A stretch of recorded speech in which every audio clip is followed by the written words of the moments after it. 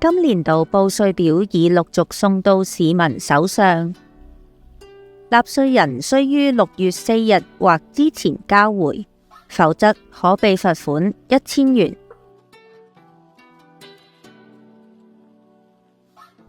但原來改用網上報稅方式，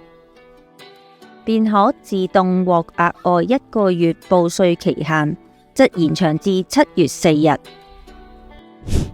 使用網上報稅服務前，須先登記稅務易網上系統。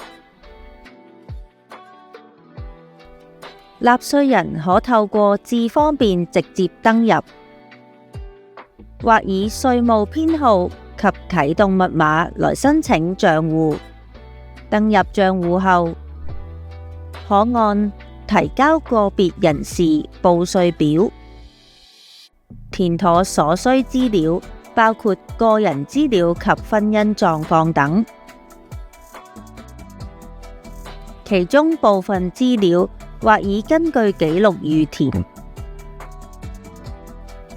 納稅人需核對清楚並作出適當修改，另可選擇申請適用嘅免稅額，並按指示填寫相關資料。最後，系統會展示一張模擬生成嘅報稅表，小心核對所有資料，確認無誤後便可進行簽署。